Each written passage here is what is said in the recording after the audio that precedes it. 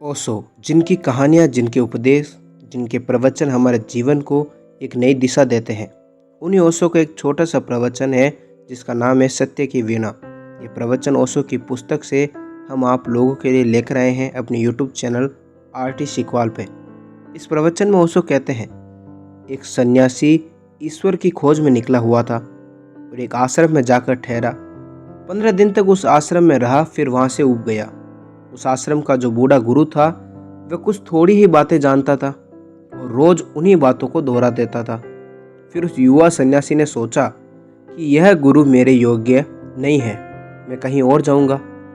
यहाँ तो कुछ थोड़ी सी बातें हैं, उन्हीं का दोहराना है। कल सुबह इसे छोड़ दूंगा, इस आश्रम को, इस जगह को। यह जगह मेरे लायक नहीं है। लेकिन उसी रात एक घटना घट गई कि फिर उस युवा सन्यासी ने जीवन भर वह आश्रम नहीं छोड़ा। क्या हो गया था उस रात? उस रात और सभी सन्यासी वहाँ के मेहमान हुए। रात आश्रम के सारे मित्र इकट्ठे हुए, सारे सन्यासी इकट्ठे हुए उस नए सन्यासी से बातचीत सुनने के लिए। उस नए सन्यासी ने बड़ी ज्ञान की बातें कहीं, उपनिषद की बातें कहीं, वेदों की बातें कहीं। वह इतना जानता था, इतना सूक्ष्म विश्लेषण था, ऐसा गहरा उसका ज्ञान था कि 2 घंटे तक वह बोलता रहा। सबने मंत्र मुक्त होकर सुना। फिर उस युवा सन्यासी के मन में हुआ, गुरु हो तो ऐसा, इससे कुछ सीखने को मिल सकता है। एक वह गुरु जो वहाँ चुपचाप बैठा है, उसे कुछ भी पता नहीं है। अभी सुनकर उस गुरु बूढ़े के मन में बड़ा दुख होगा, पश्चाताप होता होगा, ग्लानि होती होगी कि मैंने कुछ न जाना और ये अजनबी सन्यासी बहुत कुछ जानता है।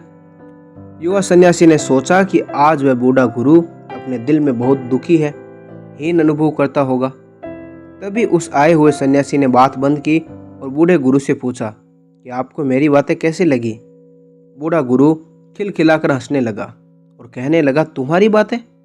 मैं 2 घंटे से सुनने की कोशिश कर रहा हूँ, तुम तो कुछ बोलते ही नहीं हो, तुम तो बिल्कुल बोलते ही नहीं हो।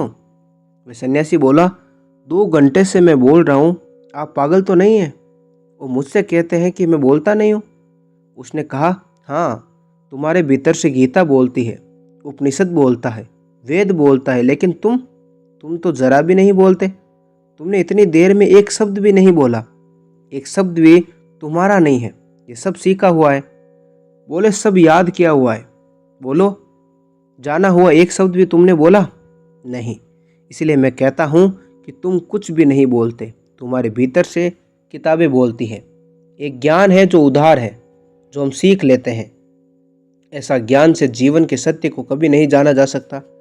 जीवन के सत्य को केवल वे जानते हैं जो उधार ज्ञान से मुक्त होते हैं, और हम सब उधार ज्ञान से भरे हुए हैं। हमें ईश्वर के संबंध में पता है, और ईश्वर के संबंध में हमें क्या पता होगा जब अपने संबंध में ही पता नहीं। हमें मोक्ष के संबंध में पता है, हमें जीवन के सभी सत्यों के संबंध में पता है, और इस छोटे से सत्य के बारे में हम नहीं जानते जो हम हैं। अपने ही संबंध में जिन्हें पता नहीं, उन्हें ज्ञान का क्या मूल्य हो सकता है। लेकिन हम ऐसा ही ज्ञान इकट्ठा किए हुए हैं और इसी ज्ञान को जान समझ कर जी लेते हैं और हम नष्ट हो जाते हैं। आदमी अज्ञान में पैदा होता है और मिथ्या ज्ञान में मर जाता है। ज्ञान उपलब्धि ही नहीं होता। दुनिया में 2 तरह के लोग हैं, एक अज्ञानी और एक ऐसे अज्ञानी जिन्हें ज्ञानी होने का भ्रम है। तीसरी तरह का आदमी मुश्किल से कभी कभी जन्मता है, लेकिन जब तक कोई तीसरी तरह का आदमी न बन जाए तब तक उसकी ज़िंदगी में न सुख हो सकता है न शांति। क्योंकि जहाँ सत्य नहीं है वहाँ सुख असंभव है। सुख सत्य की छाया है। जिस जीवन में सत्य नहीं वहाँ संगीत असंभव है, क्योंकि सभी संगीत सत्य की वीणा से पैदा होते हैं। जिस जीवन में सत्य नहीं उस जीवन में सौंदर्य असंभव है, क्योंकि सौंदर्य वस्त्रों का नाम नहीं है और न शरीर का नाम है। सौंदर्य सत्य की उपलब्धि से पैदा हुई गरिमा है। और जिस जीवन में सत्य नहीं है वह जीवन अशक्ति का जीवन है, क्योंकि सत्य के अतिरिक्त और कोई शक्ति दुनिया में नहीं है। इस तरह ओशो इस कहानी से हमें बताना चाहते हैं कि किस तरीके से किताबी ज्ञान और अपने अंदर जो हम कुछ खोजते हैं उन ज्ञान में अंतर है। सत्य की वीणा, ये प्रवचन ओशो का एक छोटा सा किताब में लिया गया। आपको कैसा लगा कमेंट बॉक्स में बताएं, और ऐसे वीडियोस के लिए हमारे चैनल को सब्सक्राइब करके बेल आइकन ऑन करें।